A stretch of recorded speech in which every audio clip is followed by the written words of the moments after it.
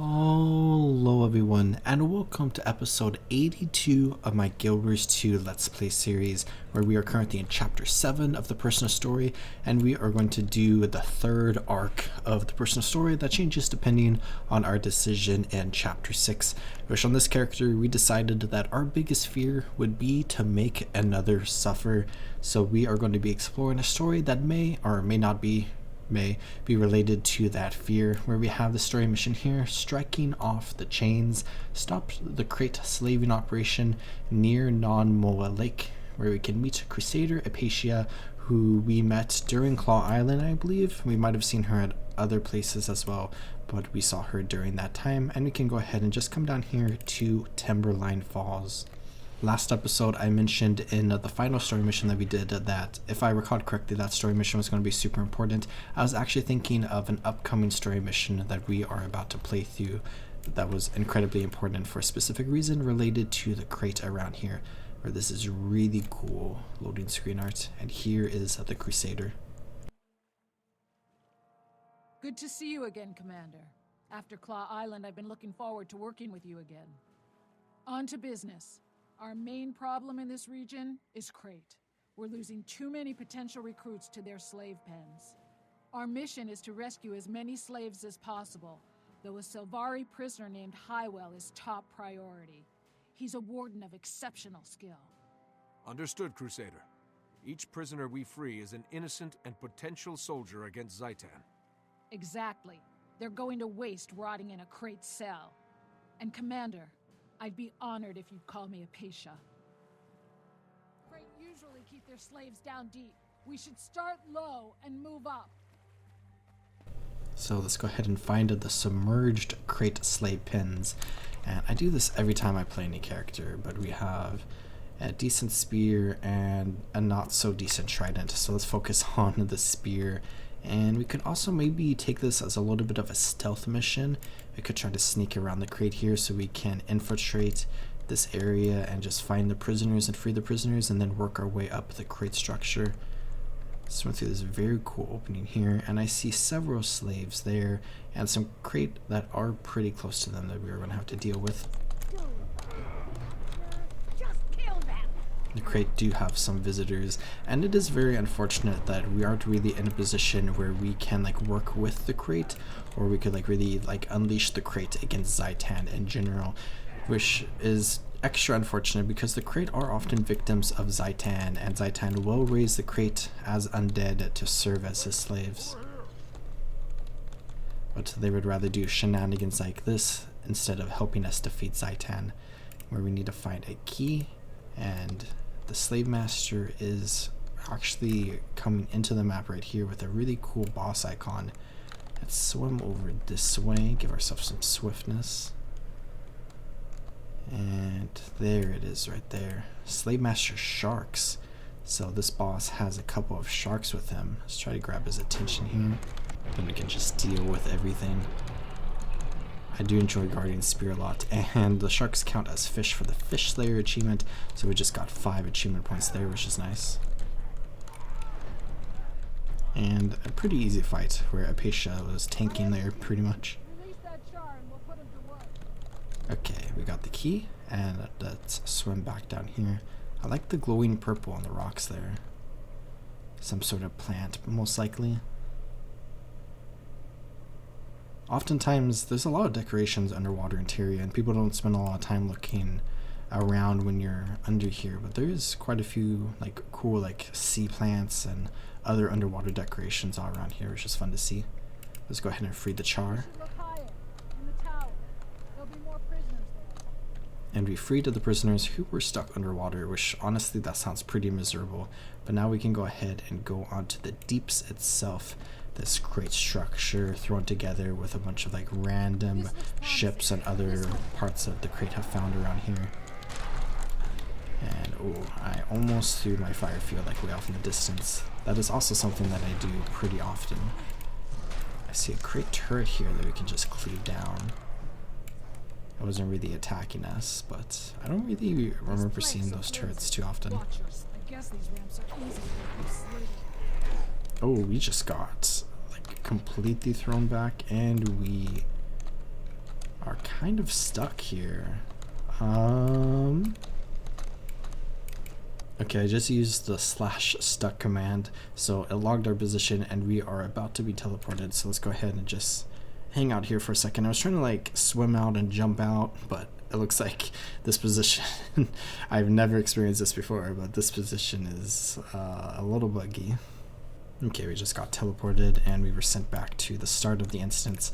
That's nice. The alternative there would be to leave the instance and then come back in, but then our progress through here would be reset, which it's only like 5 minutes of progress, but you know, 5 minutes of time is a valuable amount of time. So let's go ahead and swim back up here and continue with our mission. Here's the crate. Let's try not to get knocked back again. Looks like our friend died here, so we can go ahead and just kill the crate, and then we can resurrect our friend, and we did not get knocked back again. That was kind of just a crazy series of events there. Whoa! No, it's all right. I almost slipped. She almost slipped. I can't imagine how gross like the structure is, because it's like made out of wood and it's just like constantly wet with like fish creatures slithering around on it all the time. These turrets really are interesting. I also like this like torch right here, or sconce, with like a green flame. It's a very fun little detail there. Almost there. Almost there. Here are a bunch of cells. Come on, Commander. I'll watch you. And let's try to AoE this group down, except we're gonna get knocked around ourselves again, but we didn't get stuck this time, which is nice. Got Nimros right here.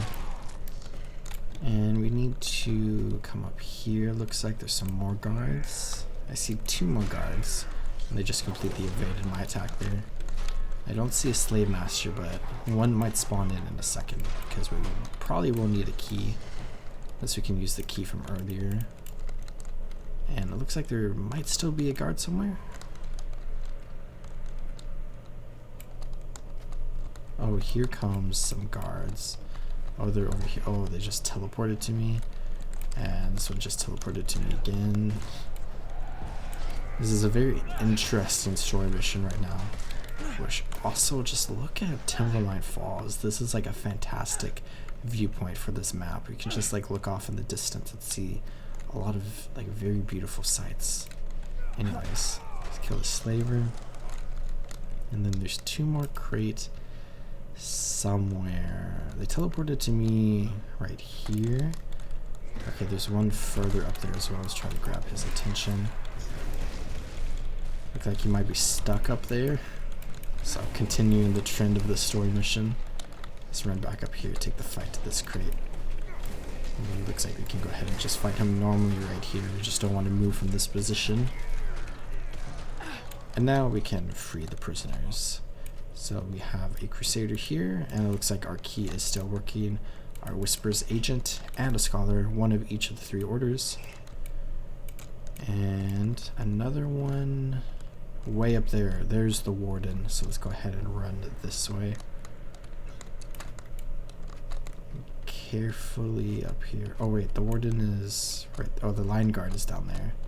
There's a Warden. Oh wait, okay. We need to get the Line Guard first. And now we can release the Warden. Let's go back up this way. Warden Highwall is up here. And I almost fell. I do really enjoy these structures just because of how chaotic it can be to navigate around here. I think it's really great. There he is. There he is, and a Crate Priestess, which is really cool. Let's go ahead and deal with this enemy.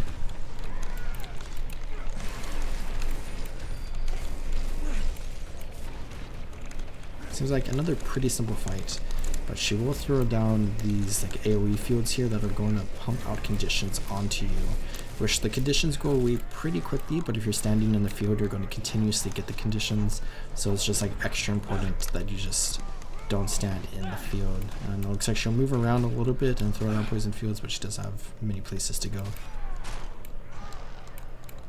Here's the Warden. Let's go ahead and free the Savari and have a chat. Warden Highwell, we've come to get you out of here. Are there any other prisoners we should find? I don't think so. There was a Largos, but she escaped on her own. Strange and terrifying creature, that one. Apparently, She got herself captured to get close to the slave master because he was worthy prey. Then she let herself out and went after him. Another thing, the crate kept talking about a magical orb they used to keep Zhaitan's corruption out. I never saw a single undead creature here. I think their orb could be real. That may be. There's no corruption in these waters, even though the Orions definitely have a presence here. This orb is definitely worth investigating. For now, though, let's concentrate on getting you and the others to safety.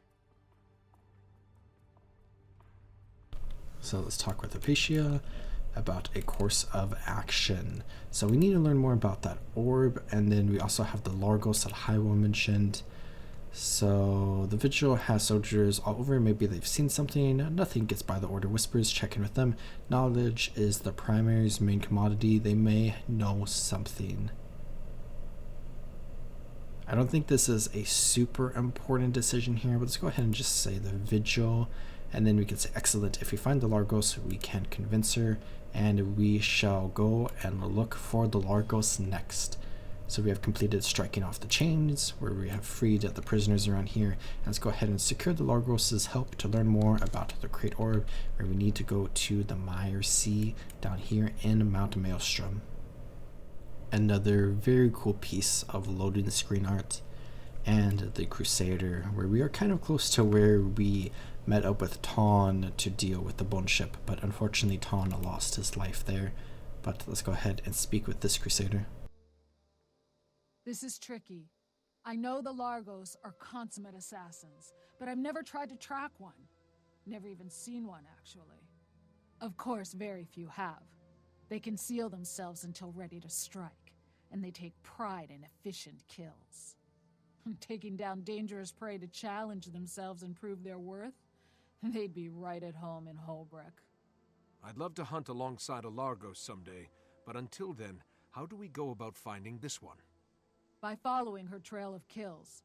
Largos are always planning or executing their next kill. Find her latest victims, and we'll find the Largos. The last Largos sighted in the area was to the south, near the magma on the seafloor. We, of course, know what Largos she is talking about because we met up with them when we came to this exact area in the open road version of Mount Maelstrom. There are a bunch of risen sharks around here, though. Kind of dangerous. Navigate around them. And we have a little marker right here. Marker's kind of throwing me off. It was just thrown on the minimap. I'm not entirely sure why. Let's go ahead and continue this way. Okay, now there's a marker here. And I'm just going to keep swimming around here because I think there was a Largos inside this cave. Something wounded those sharks. And there was also a Largos right over here. So let's go around to this bend. And I don't see anything. Maybe we need to go back into the green circle. That would make sense. Oh, here is a Largos right here. Saya Al-Rajid, or however you pronounce her name. If you enjoy living, go. Now. Let's go ahead and just follow her around and have a chat with her. You are an interruption. State your business, or become mine. We've come to speak with you about the Crate Slave Master. We need to know about their magical orb that supposedly prevents Orion corruption. You speak plainly and you hide your fear well. Still, your needs don't interest me, and I have no need of you. My people are hunters like yours. We stalk, we wait, we kill. Test us. The commander and I will prove our worth. So, it's a challenge then. Very well. I am currently amusing myself between targets. My current focus is the great sea monster in the caves nearby. Honor the Tetios Compact. That is the heart of Largos. Track it, kill it, bring me proof. Then I will tell you what I know about the crate. Carry on. If you succeed, I'll find you. Let us honor the Tetios Compact. And we have the caves over here, but I do see the icon this way. So let's go ahead and swim over here. A chromatic Caboza. A very interesting name for this creature here. I'm sure that's some sort of scientific name for something related to jellyfish, which we see this massive creature right here, which is very cool. I don't think we have too many like jellyfish bosses in Guild Wars 2, so this is one of those rare examples. A fantastic addition. Definitely something very unique and interesting for a story mission here. A sea scorpion attacking us as well, who we can just quickly deal with, and then we can focus on the jellyfish itself. Overall, a pretty easy fight. A couple of stuns here and there. 2 stuns right there as we are about to kill this creature. And now let's go back to Saya. Wish Saya actually came to us. So let's go ahead and chat with her here. Impressive. I will present this trophy to the great houses in your names. You have earned the right of introduction. I am Saya Al-Rajid. Now, as we agreed, the orb you seek is a thing of legend, known only to deep dwellers. Its origins are lost, but it is extremely powerful. It may pose its own dangers, but it does counter the undead dragon's influence. Wherever the orb is, those who die near it do not rise again. The Krayt are keeping it in constant transit between their largest strongholds to maximize its effect. I suggest a plan. I was brought close to the slave master when I allowed myself to be captured. If you do the same, you may reach the orb. I'd rather snatch it in transit while it's vulnerable. The pack desperately needs to rein in Zhaitan's power. We have a difficult decision here, but at least now it can be an informed decision. Thank you for your help, Saya Al-Rajid. May your steps be relentless. So we now have a decision that we can make.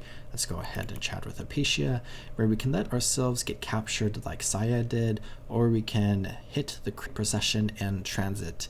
And I don't know too much about either of these story missions, and I think the one that sounds more interesting to me potentially is to go ahead and attack the Krayt procession. I just don't like the feeling of like getting ourselves captured, because that might put us in like a sticky situation and that might endanger the lives of others around us. So let's go ahead and hit the procession in transit, and we will see her there. So we have completed this story mission where we get some bags of loot, and we leveled up to level 73, so we got some crafting materials, and we can go ahead and go to Broken Arrow River. A pretty basic loading screen art here, but it still looks really cool, resembling the area we are at right now, with this river that zigzags through Mount Maelstrom, and of course our friend Apatia.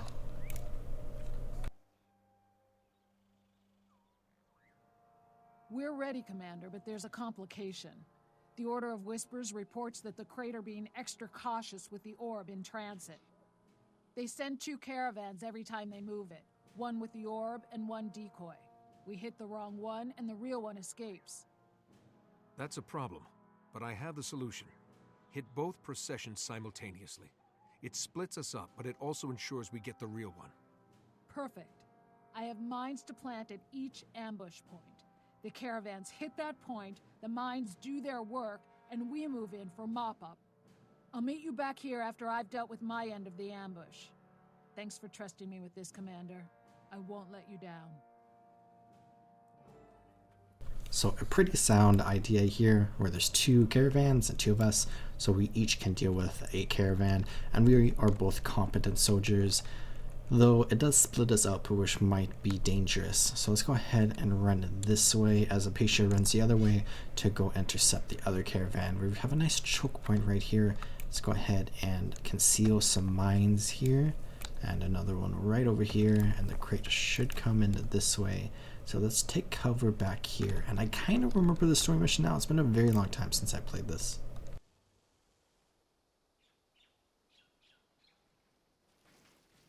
Slow down. Something doesn't smell right. Something doesn't smell right indeed. Where we can now attack all the Krayt here. Looks like they were stunned but not killed. We can go ahead and try to group them up here.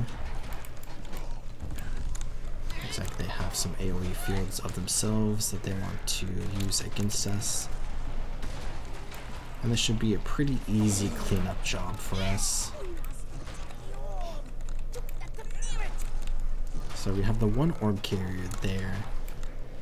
And then 3 additional crate left to deal with. So let's go ahead and try to deal with the others first, and then we can probably try to take the orb from the carrier. So this carrier is running away, and we can go ahead and follow the carrier further into Mount Maelstrom, where I see she has some crate reinforcements down here at this watering hole. So let's go ahead and try to deal with these crates as well. We could probably get a head start and just run in front of the carrier. Here, I feel like in like a normal world we would just be able to intercept the carrier here. And just a big camp that we need to fight through. Shouldn't be anything too difficult, although she is still running quite a ways away. It looks like there's an even bigger camp up here. Maybe we can just like skip these random crate here and run up this way. So we have the head slaver Nymphasa that we can go ahead and deal with, and then we have the crate orb sack here. So we dealt with the carrier. We have a few other crate around here.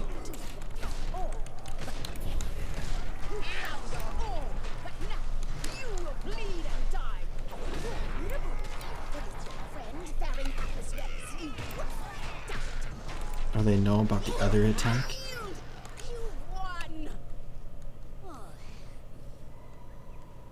And she says, or have you, after talking about our friend. So let's go ahead and get back this way really quickly, because she might be in danger. But we do have this massive glowing blue orb here, which is incredibly important, and it seems to have the power to ward off the Risen, which is going to be incredibly useful for us as we try to deal with the Risen. But first, we just need to get back to the rendezvous point quickly. Right around to this bend, and it looks like Hypatia is not here. Let's keep an eye out for her. She might be running in. There's our mini running in. And it looks like Hypatia is not coming, which is very concerning. Let's look over here a little bit maybe. Let's search through the river perhaps. There's a bunch of dead crate here. So it looks like Hypatia was doing her job. And we can see her axe laying on the ground. The blade is covered with blood and scales. There are signs of a struggle nearby. Splashes of blood and tracks lead down to the water's edge. Beyond that, there's nothing but water. So perhaps we should run down this way a little bit. But Saya is here. So let's go ahead and chat with her. Do not be alarmed. I mean you no harm. I was intrigued by your interest in the orb, so I shadowed you. You handled yourselves well, until your partner miscalculated. The explosives did not sufficiently weaken her prey. Is she alive? I need to get this orb to Traherne at Fort Trinity right away, but I can't just leave Hypatia behind. You do not have a choice. The crate overwhelmed her and carried her off. She is no longer here. Among my people, we would say her steps have faltered, and be done. Come, I will deliver the orb for you. I would enjoy visiting Traherne again. I owe him a favor, and Largos always keep our oaths. You should go too. The crate will be back in force. The longer you stay, the more likely you will end up lost, dead, or on a torture rack. That won't help your friend. I'll go. Traherne needs that orb, and I need to be at Fort Trinity. But I will come back for Hypatia. I swear it. I've been waiting for you. So we need to come back for Hypatia, but first we have the Battle of Fort Trinity. And a very interesting thing there is that Saya said that she owes Traherne a favor, so she and Traherne know each other, and Traherne has done something for her in the past, which is kind of interesting to see. But now we have a very cool story mission that we can go ahead and do next episode, as we have been working up to this point in the last 3 episodes, as we have been doing all of these other story missions. But just like the last 3 episodes, I want to go ahead and take a little bit of time at the end of this video to do some achievements before we continue on with the story, where I think I know what achievements I want to do. And if we come into the jumping puzzles category, we can see the jumping puzzles we have here, where we have Emerald Sanctum and Sapphire Sanctum, and there's also an old achievement called the Ruby Sanctum, I believe, And these are jumping puzzles located in Road versus Road, where we did the Obsidian Sanctum, which is a massive jumping puzzle that all of the teams can fight each other in. These are slightly smaller jumping puzzles where the teams can't fight each other, but they are located in the Borderlands, where the Obsidian Sanctum is like an eternal battleground. But when the red Borderlands got replaced with the desert Borderlands, they didn't add a new jumping puzzle there. They did add like some other secrets in a similar like corner of the map.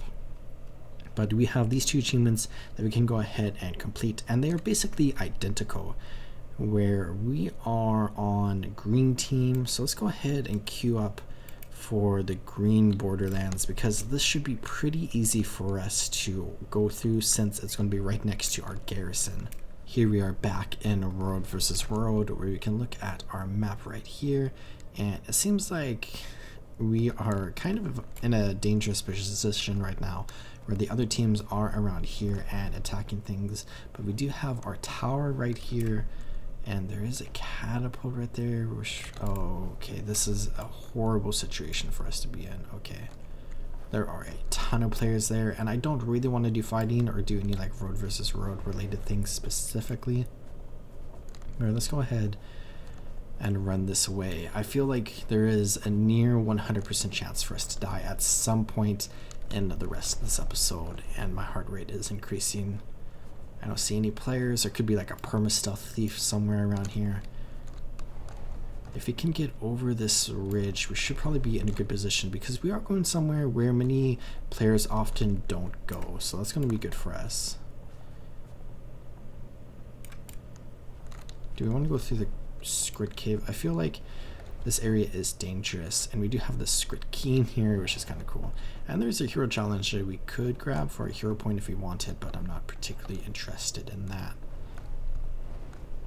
Let's go ahead and go through this entrance here. I'm still very stressed out. And this is the easier of the two jumping puzzles because it's so close to our home. But we have now entered a no gliding and a no mount area. And you just need to be careful that we don't get ambushed around here. And we need to come in through this entrance right here, I think. Whereas we get into here, we should be even safer, because players outside of the jumping puzzle won't see us. And then we can come through here, where we can enter the jumping puzzle proper. And I don't see any players right now.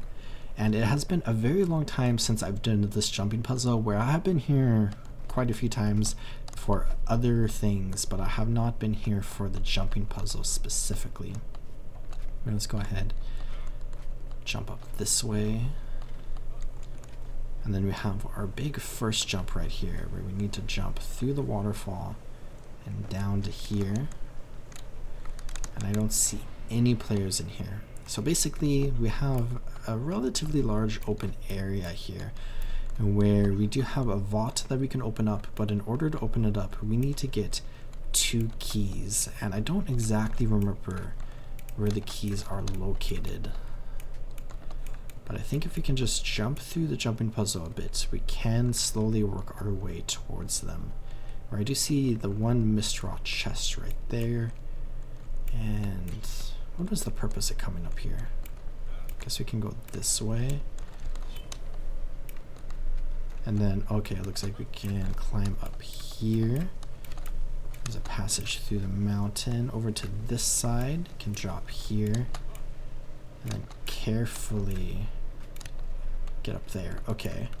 Now that we're here, it looks like we may want to slowly slide down the mountain. Okay. Over to here. And then, oh, that was a stressful jump there. But I think right here we are in a good position, because if we fall, we'll fall right back down to here instead of going into the water. And it will also take a little bit of time for, oh my gosh, it will take a little bit, oh my, okay, 4th time's the charm. It will take a little bit of time for an enemy to attack us, because we are decently far into the puzzle right now from the entrance. Let's climb up here, and then here's a chest. So we got the bottom half, Now we need to get to the top half, but I think in order to continue to get to the top half, we do have to go back to the entrance and climb our way back up. Let's try to jump here just to see. I don't think we can get back up there. Yeah, so let's go ahead and swim this way. As we do this jumping puzzle, our participation is slowly ticking down, so we'll have to do some work to get our participation back up if I ever do road versus road again. Let's go ahead and jump this way, down into here, heal up. And then we see that Mistral chest there, but we need to figure out how to get there specifically. So we went to the one way. Let's go ahead, jump across here, which this is going to take us towards the end of the jumping puzzle, but it seems like, oh, maybe we actually want to go towards the end of the jumping puzzle. Let's make this careful jump here and then to here, and then right around here we can see the vault door, a very cool door. But it looks like if we continue up this way, we can go ahead and jump up onto this platform and then over to there and then into there. And then this is an incredibly dangerous jump right there. Okay, I'm so scared. I feel like you can't make that. Oh wait, do we want to drop down there? We might want to drop down here actually. Okay. Out of combat, let's go ahead and jump up here. And then over to here. And then I see some platforms here. There's kind of like a few places we can go. But I'm pretty sure we want to go to here. Or maybe not. Or maybe over to here. Then right up here. Then this is kind of a spooky area. Some vines. Let's just jump. And then a very, very beautiful like apple tree here, but we got the top half. So we can collect both halves to open the Mistral vault. So we have gotten both. So let's go ahead and jump back this way. And then over to here.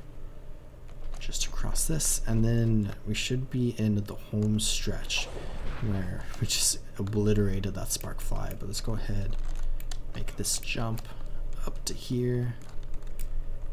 Grab our loot chests, and then we can open the vault, run in, and we can open the chest and get our achievement where we got some badges of honor. And this is a very cool like treasure pile here that looks just like fantastic. The, like massive gear. Very cool like little decorated area. But we have successfully opened the chest. And let's go ahead and get out of here because I'm going to attempt this. I'm not sure how many times I want to try to attempt this, but there is a little secret area right over here, which is very, very fun. And we can kind of see it here. Let's go ahead and come back here a little bit.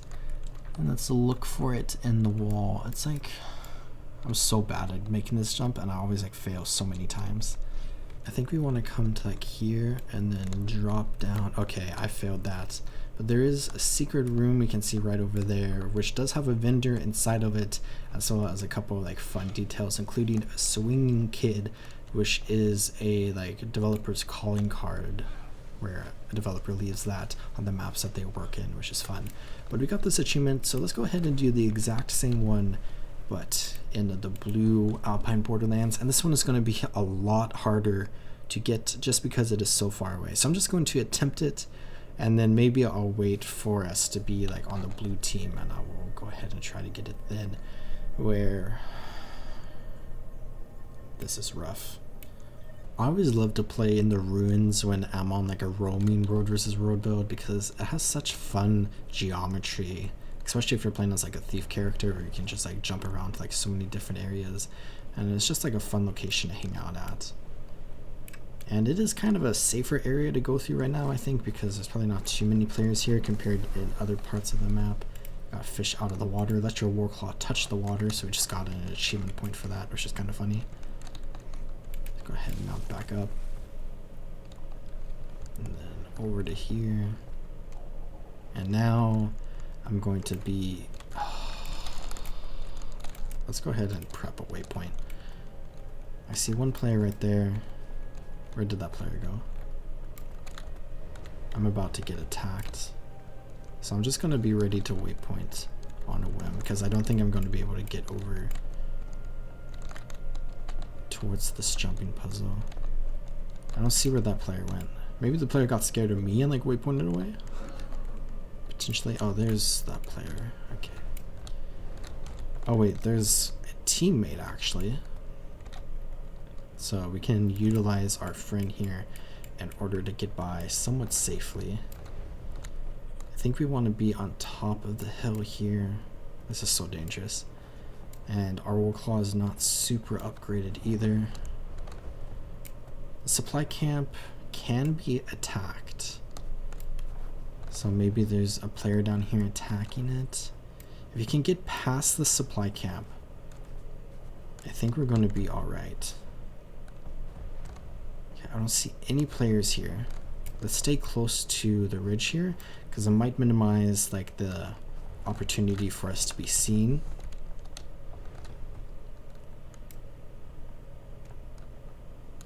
I'm so stressed. Okay, if we can get into the cave, that's going to definitely minimize the chance that somebody will see us. Go ahead, say no to the waypoint, and we can come into this version of the jumping puzzle. And it seems like we might be on the clear. I just like to knock on wood. I'm not superstitious, I promise. I just knock on wood all the time. Let's go ahead and jump up here.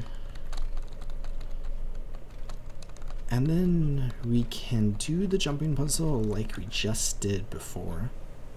As we can see, it is pretty much identical. It just happens to be in a map that is more often controlled by a different team than the one we were just in. One of the chests, so we got one of the keys. Go ahead and jump back down here. I have no skills underwater. We should maybe think about like fixing that a little bit, just in case we get attacked while underwater. As I record this episode, the Road vs. Road bonus event is going on, so this might be a bad time for me to even be trying to do this, because there's probably so many extra players all around here. But I probably won't play too much of that on this account, and I might do a little bit on my main account, but I probably won't do too much, just because I haven't been super interested in Road vs. Road recently, though the bonus event is a fantastic time to play because you can get like a bunch of like gifts of battles pretty quickly if you do like the basic objectives. If you can just jump right there, and we can jump right up here to get our chest. So we are almost done here. I just got a Tome of Knowledge, so that is one free level for us. Let's jump up here, right here. Okay, we are almost in the clear. Let's get through here, run up to the chest, and open the chest and get our achievement. So there is the Sapphire Sanctum and the Emerald Sanctum complete, where back in the day you could get the Ruby Sanctum, which was 10 achievement points, and those achievement points will stay on your account, so my main account has like 10 extra achievement points that we unfortunately cannot get. But that is all of the jumping puzzles in Road vs. Road completed, which is fun. Let's go ahead and run out here. The secret area isn't anything like too important, but it is kind of fun to see, so I'm just going to attempt it one more time.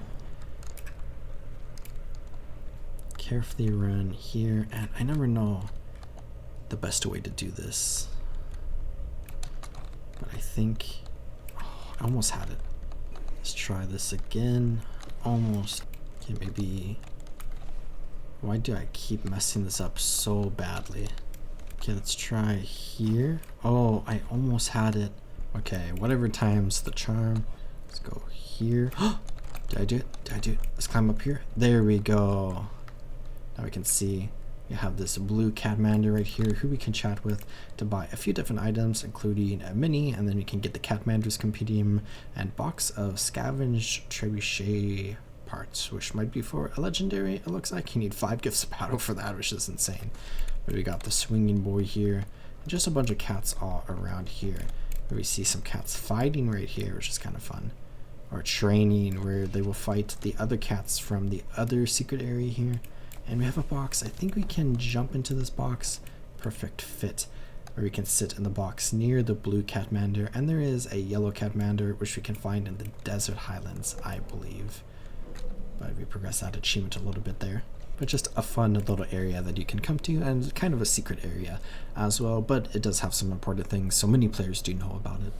And I am going to go ahead and call this episode good here, where next episode we will do the Battle of Fort Trinity, a pretty big and pretty important story mission, where I hope you all enjoyed watching this episode, and I hope you all are taking good care of yourselves. Remember, as always, to drink some water, check your posture, and subscribe. And I'll see you next time on the Road of Tyria. Goodbye.